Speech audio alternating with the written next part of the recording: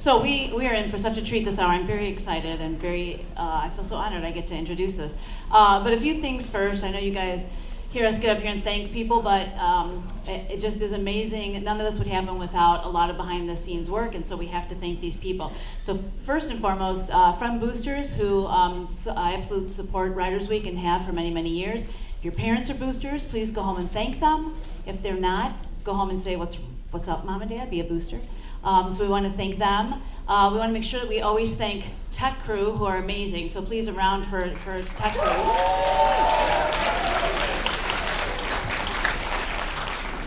That's why you can hear me right now. I also want to shout out to all of you. We wouldn't do Writers Week if you guys didn't care about it so much and get so into it. And so I think you all should give yourselves a big round of applause for that too.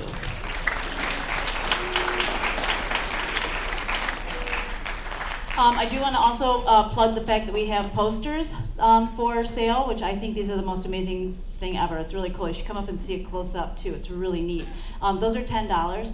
And then in the yellow bucket thing up here, we have Writers Week pins. I'm wearing some of mine right here that have been designed by Fremd students, are the people who are drawing these and putting them together. So they're 3 for $1, which is such a great bargain. So feel free to come up and get your Writers Week pins as well. So, and one last big shout out is to Mrs. Zank and Mr. Anderson, who none of this would happen without all their hard work. So absolutely, we have to thank them. All right, so one of the things I love the best about Writers Week, and I've been here for all 26 of them, and enjoyed them all immensely, is because one of the biggest things that comes out of Writers Week is the idea of inspiration. However, Writers Week might move you in any way, shape, or form, even if maybe you don't consider yourself to be, a writer per se. I think every year that I've been here, not only me, but students have talked about how inspiring this week is. That you can't sit in this auditorium and not hear at least once, and usually multiple times, something that gets you thinking or relates to you personally or makes you think, I'm not alone, and all that kind of thing.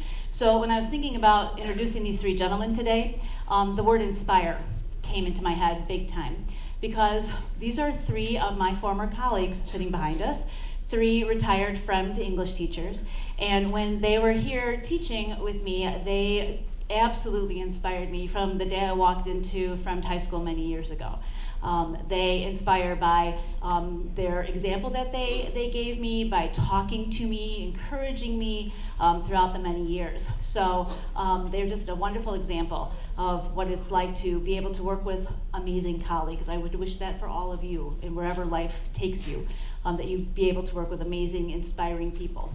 All 3 of them back here are published writers and still sharing their writing, even though they have graduated from Fremd, and I'm so appreciative of that because their writing is amazing overall.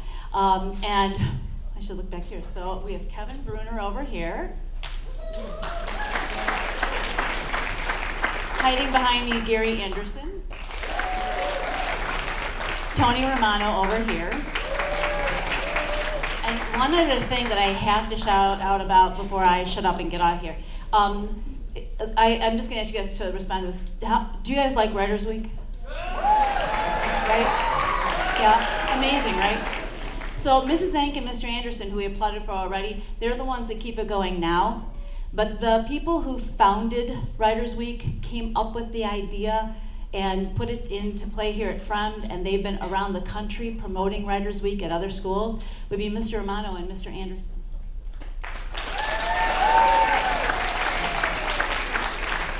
So a big, huge, obviously, shout out to them for that. I'm going to let them take it from here and explain what they're doing and introduce themselves and all that. So first up is Gary, right? Okay, good. Well, here's the thing. This whole thing started out of kind of boredom and frustration, really. We were at this meeting, right? We had a meeting about nothing. And we started asking what-if questions. What if we put a focus on writing that was authentic rather than purely academic? What if we put the focus on writers who were alive and working with words every day rather than people who've been dead for a couple hundred years. And it's grown into this magnificent thing and spread all over. But it really started out of boredom and frustration. So what's the life lesson in that? If we have some boredom and frustration, anybody have any boredom and frustration? Yeah, if you got boredom and frustration, do something with it. Make something, do something, ask what-if questions, and then try to, muscle it into something. And even if it doesn't quite work out as gloriously as this has, the process of doing that is probably still worthwhile. So this concludes the sermon part of my brief presentation. I want to read one poem to you, and then we're going to do a little experiment. I'm reading this book right now about Leonardo da Vinci, and it turns out he was obviously this brilliant person who was involved in all kinds of different things, but he was not a learned person. He did not have hardly any education at all. And this poem is entitled Bats, and it's kind of about the same thing. Bats. Bill was in college.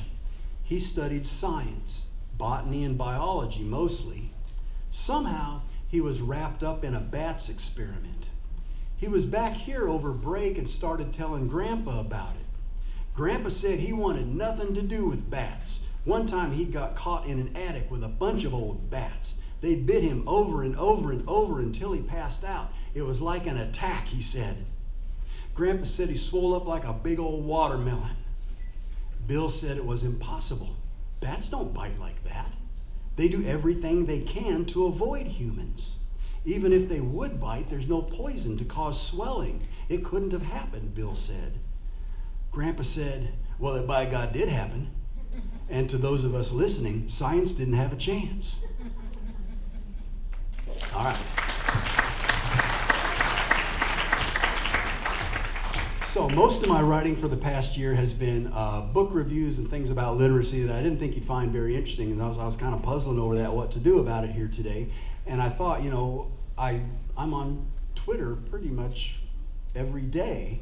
And so I put a journal topic on Twitter every day, and people respond to it, which is wonderful. And sometimes I complain about things on there, and sometimes I try to help people. And so I went back and looked at my tweets. And here's the thing. If you, it's unethical to take things out of context if you're working in journalism or nonfiction. But if you take things out of context for creative purposes, it creates its own context, and that can be kind of interesting, maybe. So we have a few non-volunteers who are going to come up here and read to you some of my tweets right now. Come on up, folks. Here they come. How about a nice big hand for these brave people?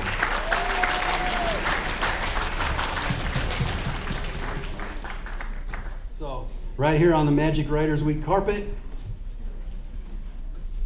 And, okay, if this works at all, it's because of them. If it doesn't work, it's on me, right? Okay, let's have some fun. Today's class journal topic: tell about what you will do differently next time. I didn't dislike school, but I also didn't engage with it academically. I floated through. College was different. My dad served overseas twice. I was born in America between the two deployments. If this policy had been in place and the timing of my birth slightly different, I would not have automatically been a citizen. This time, it's personal. @Real Donald Trump. My first non-white teacher was in first grade at a military school in the 1964-65 school year. Yesterday, I was at the Kirchhoff Jewel, but they were out of lemons. So I went to the Jewel Unveil and noticed a lady who was also just at the one on Kirchhoff. We had a very nice talk about lemons.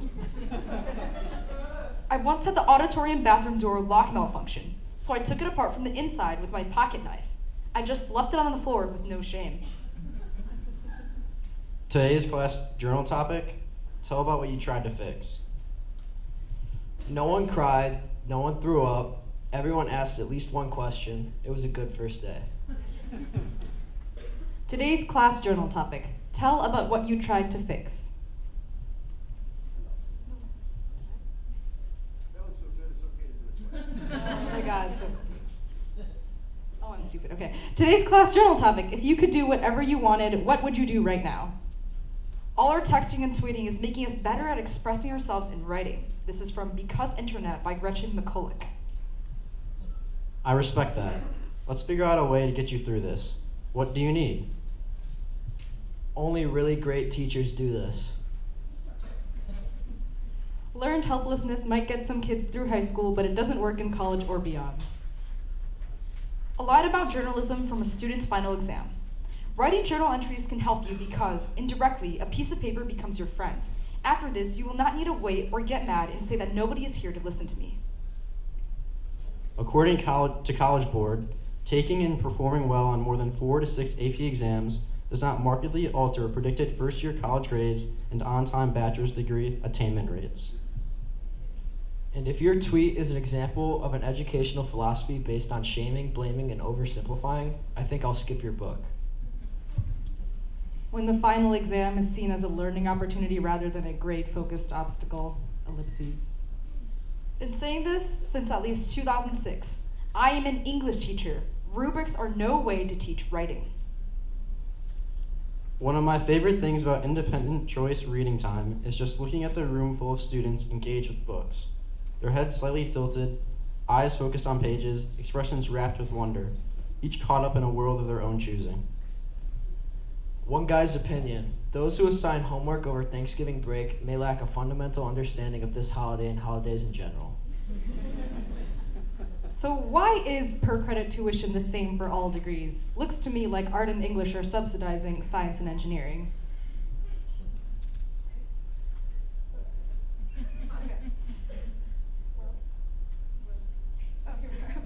Hoods are more hat than shirts, and wearing hats indoors is considered disrespectful.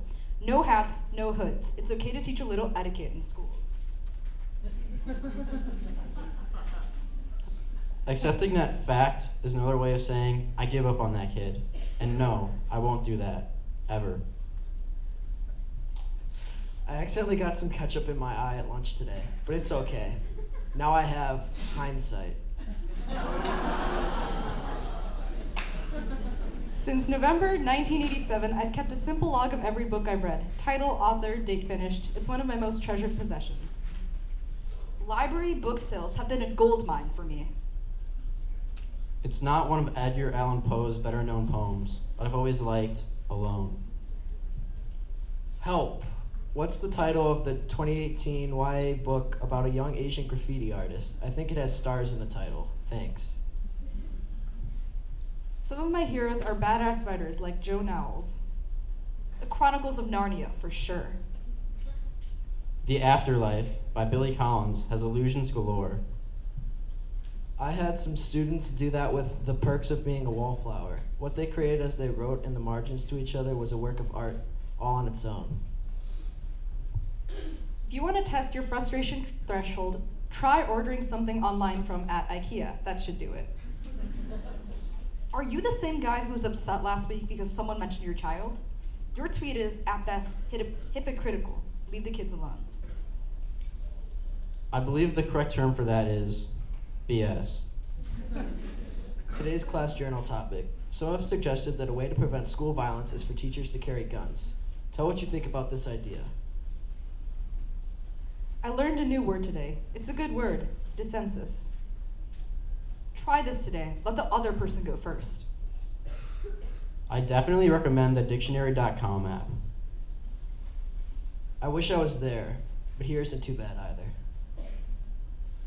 There you go, being human again. I hope it all happens the way you want it to today.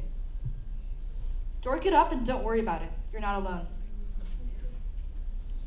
E is the most commonly used letter in the English language. Maybe you wore it out? Today's class journal topic. Tell how you knew it was over. Keep your head up, Lisa, even when it's hard. Whatever they're doing says much more about them than it does about you. I hope you're getting the support you need and deserve. Congratulations to all of you. You show the power of thinking big and then making it happen with work and words. Working with and learning from you all has been an honor and a pleasure. Thanks for everything. Yes, we were awesome.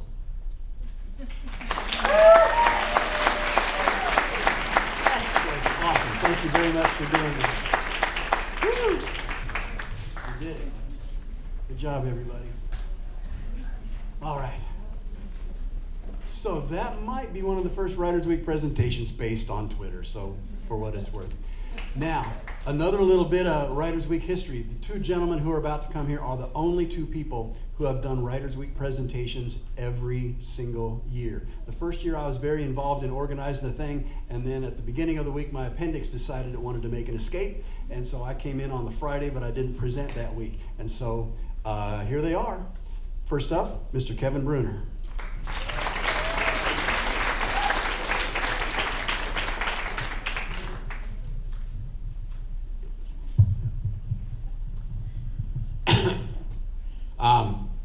Thank you. These are two great friends of mine. I would like to, I don't know if anybody was here for the first or second period when Fazl was here, but he was a student in one of my freshman English classes, and the assignment was, at the time, because we were doing mythology, was to write a myth about how this school came to be named after William Fremd, whoever the hell he was. And you could make it up and everything. So Fazl wrote in very small print, 51 pages. And after that, I had the Fazl Mohideen rule that nothing could be over 10 pages. But he was always, it was interesting. I wanted to find out what happened. He said, I don't know what's going on yet. I thought that was really one of the things that I took from him. The other one was, he said he wanted to begin, he was supposed to be doing things like science, botany and some biology or whatever garbage, and he ended up into writing. And maybe that was part of it. I'm sure he got other encouragement from other teachers. But writing can be both. And just because if you're interested in science, you can write too. There's a bunch of things out there. One of the things he also talked about was grades. He came up with something that he wrote in 1994, I think, and said, what kind of grade would you give this? And he said he would give it an F. I'm sitting there thinking, no, I wouldn't give that an F. There's a lot of things going on in there. Maybe you don't understand them, but that's, and I just hate grades. Why? Why do you have to have a grade for something? But he did talk about voice, and that's something that I think comes out of all of the pieces that I've read that were any good. It's the voice. You take the voice out, it's not worth anything. So I've been writing about this a little bit. One of the first classes I taught was a freshman English course. I remember many of those students in that class, but one, Keisha McDuffie, had the greatest lyrical voice. I confess I sometimes chose her to read aloud because listening to her voice was like listening to a song in her voice that carried me and the rest of the class from someplace outside of room 122. A number of years ago, I wrote a short story entitled, I Stole Her Voice. I hoped to capture the persona and voice of the narrator of Edgar Allan Poe's A Telltale Heart. Although I had not, although I had not read that story for quite some time, I think I did well enough because Tony Romano, right here, asked if I might have used too much of Poe's work, all the while giving me several suggestions for revision, which I used too. I reread A Telltale Heart to make sure the two were not that similar, except for the voice, which I found interesting. So with a voice that was not mine, I developed a storyline that I felt fairly successful while I incorporated some newer technology. That technology today feels very obsolete. In a supreme act of cosmic irony, I find myself in a place where my voice has been damaged and sometimes hard to hear. In effect, my voice stolen by circumstances. But although I have problems being heard in sound, my voice, either mine or one I've created to be borrowed to sound like someone else's, can come through in a written version. For me, Poe's was easy to echo for the purpose of stealing a voice. About 2 years ago, I wanted to mimic Jonathan Swift's voice in a satire he wrote entitled, and this is the whole title, "A Modest Proposal for Preventing the Children of Poor People from Being a Burden to Their Parents or Country, and for Making Them Beneficial to the Public." In the essay, Swift creates a voice that proposes, in order to reduce the conditions of poverty in Ireland, the government should buy children around the age of 1 to be eaten in order to produce income for the poor, skin for fine ladies' gloves, and food for society. All the while, as Dickens' character Scrooge would claim 100 years later, reduce the surplus population. Jonathan Swift didn't believe this was an acceptable alternative, thank goodness, but he wished to satirize people who think so little of human lives or feelings and suggest that we need better solutions for poverty than eating children.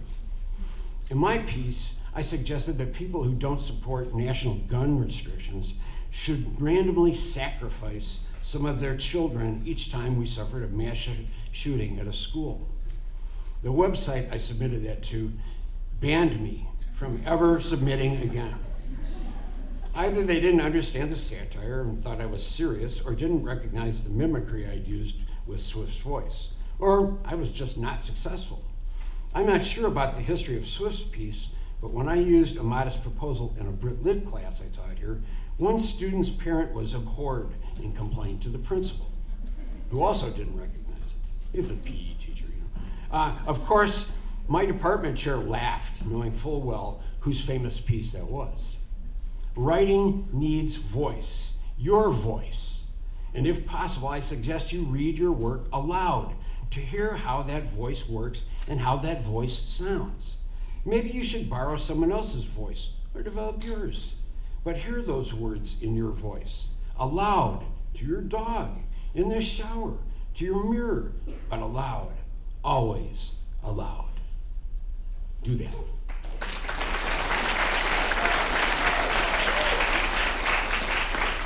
I'm always glad to get up here with these guys, and Tony Romano is a great friend, and he keeps doing different and new things, so. Music. Hey! Can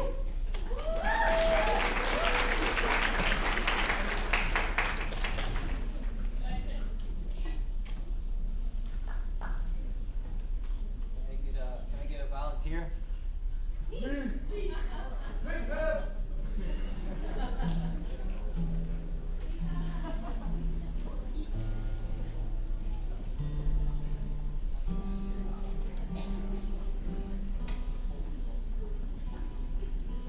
What are you doing up here?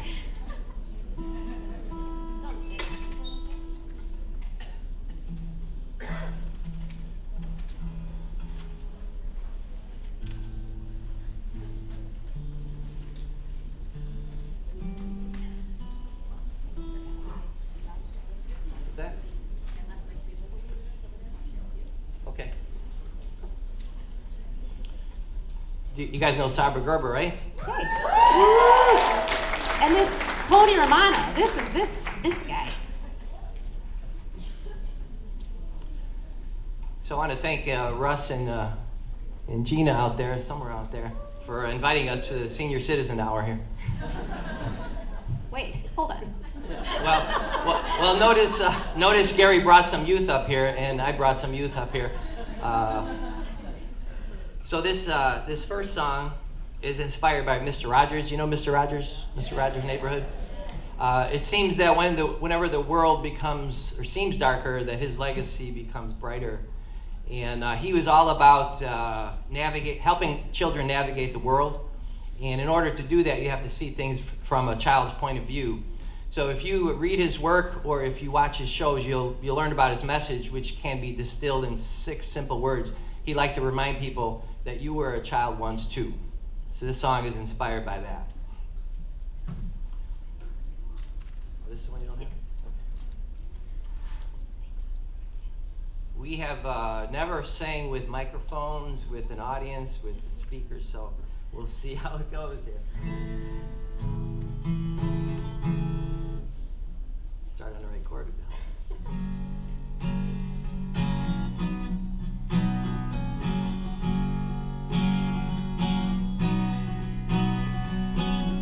Come down, oh welcome here. Come down, no need to go far. Come down, you're not alone. Come down, kindness all around. Come down, we all get lost. Come down, see what you find. Come down, see for yourself. Come down, take a look around.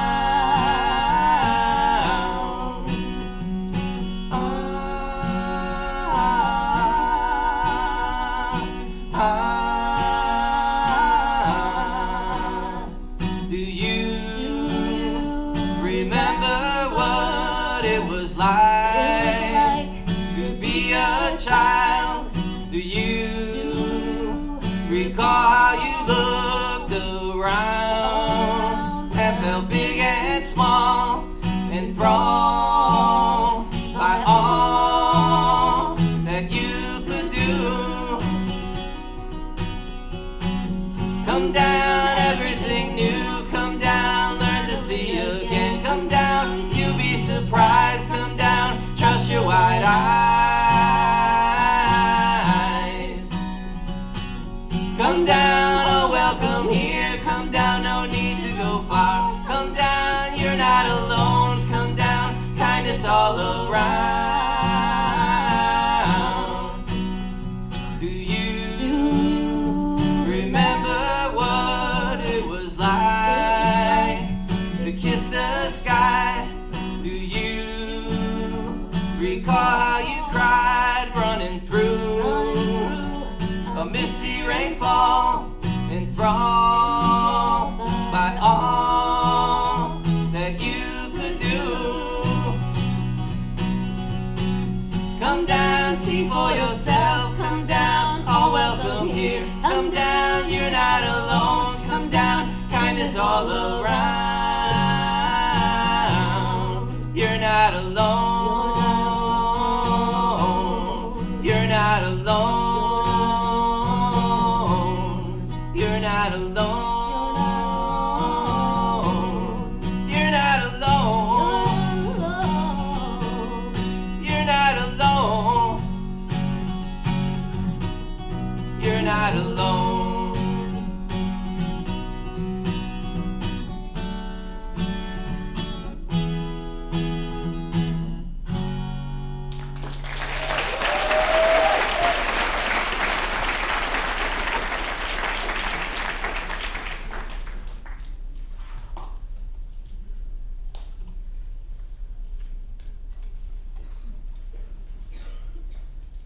Excuse me. We should take a picture with them, huh? Smile. Smile. Okay. It's our first gig. Sabra and Tony, I think we're gonna combine, we're gonna call ourselves Tobra. We're going to discuss the name. So we might need to discuss that. You know how when you see a movie it says inspired by? This song is inspired by an article I read in the Daily Herald by Bert Constable. This is a story that's far too common. It's called Dear Rosalie.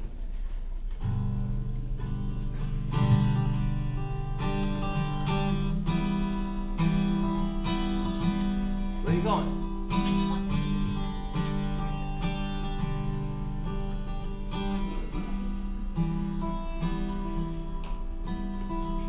Deep inside the cupboard, beneath our grandma's clutter, one day at last we found her past.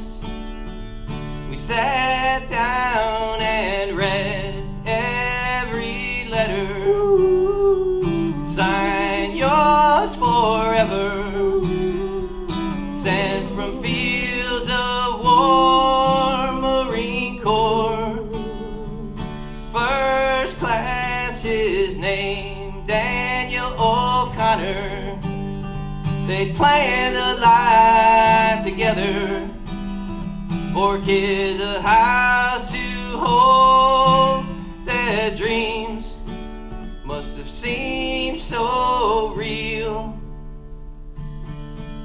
Dear sweet Rosalie,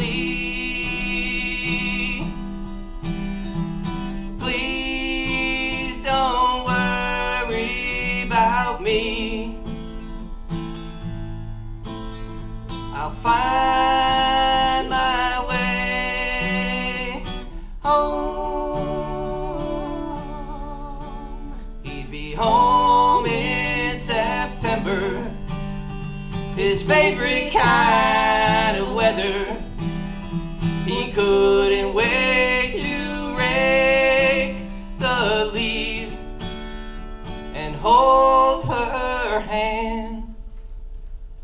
We held that last letter, dated late December. We knew how this story would end. Must have seemed so close. The paper creased and brittle, the edges torn a little from years of reading his last words. Forever yours, dear sweet Rosalie. Please don't worry about me. I'll find my way home, dear sweet Rosalie, my sweet dear Rosalie. Please don't worry about me. I'll make my way.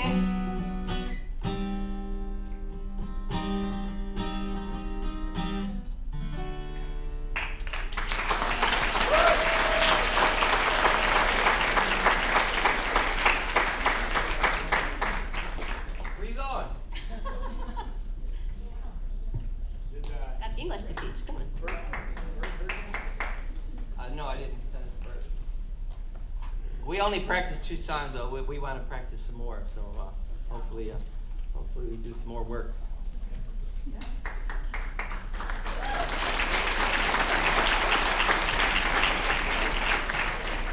The opera brings a richness to it that I never heard, and so it's really welcome. I really appreciate it. Love you.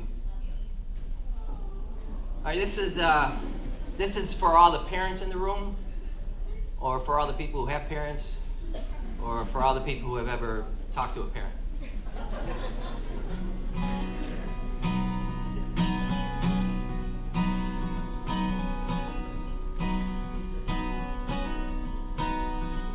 A boy is born in June.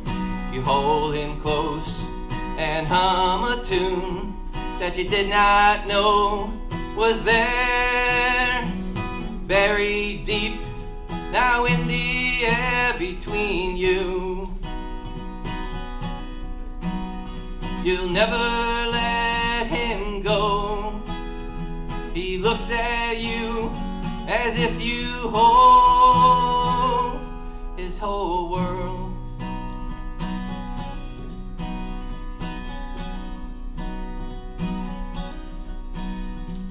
Soon your boy runs free. You keep him close. He skins his knee. The battle's big and small. When to catch and when to let him fall. You'll never let him go. He looks at you as if he knows this new world.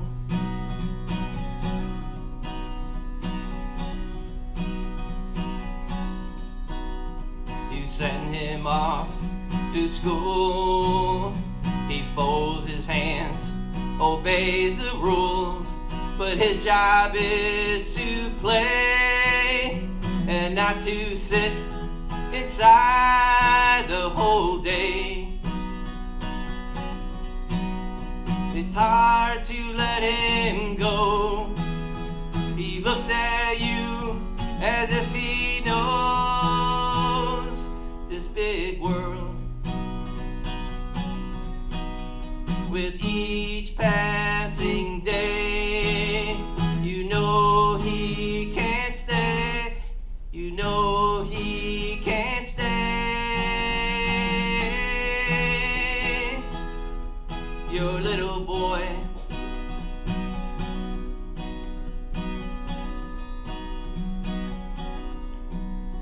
your son is now a teen. 1 hour he's fine, and then he's mean. What happened to that boy?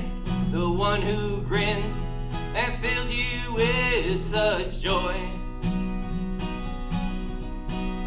You still can't let him go, though he looks through you as if he owns the whole world.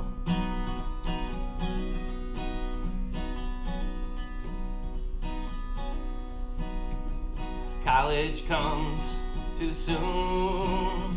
You think about that ancient tune, back when you held him tight, when a love so pure blossomed at first sight. It's time to let him go. He looks at you and pulls you in and vows to call as if he finally knows your whole world.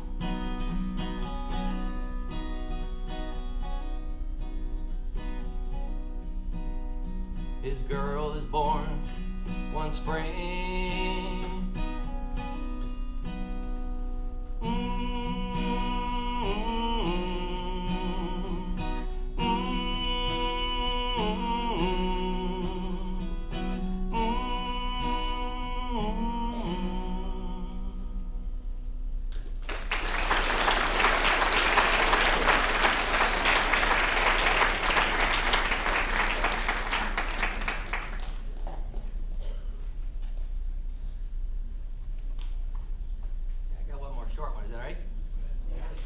Watching Ken Burns' special on country music, and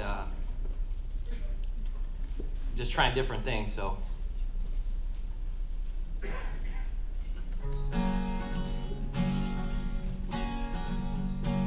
sitting at my window watching life go by, Jack Daniels on the dusty sill, my throat bone dry.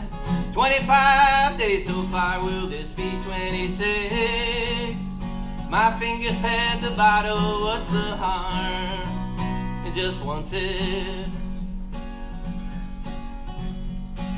Bobby Jean, she took off, left me all alone. I shuffle around waiting for the ringing on my phone. If she asks about me, I'll brag on 26.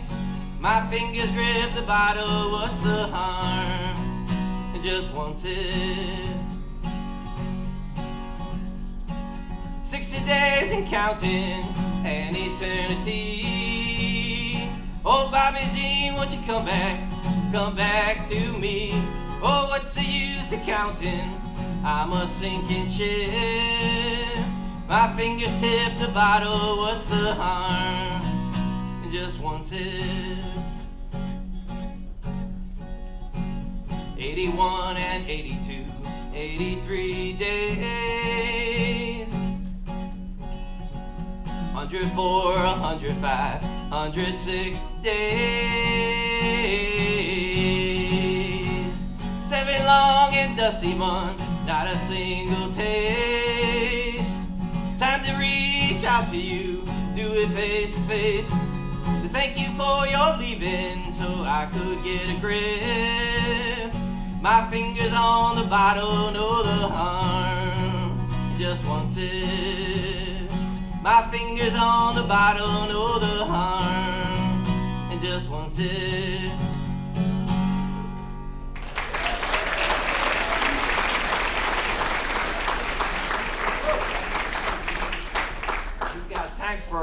2 questions, maybe. Thank you.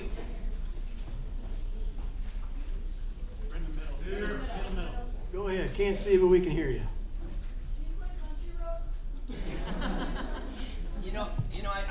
I don't try to learn other. I learned other songs, which is how I learned how to play for 3 years or so, and then I stopped doing it because everybody else can do it better than I can, and people can probably do my songs better than I can, but I'd rather focus on the original stuff. So I don't know about many covers at all.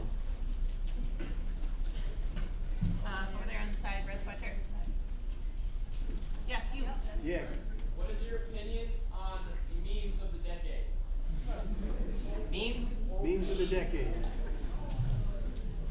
I kind of like that one. It's got the 4 corners with the LinkedIn, Instagram, Facebook, Tinder one. I think that one's kind of cute.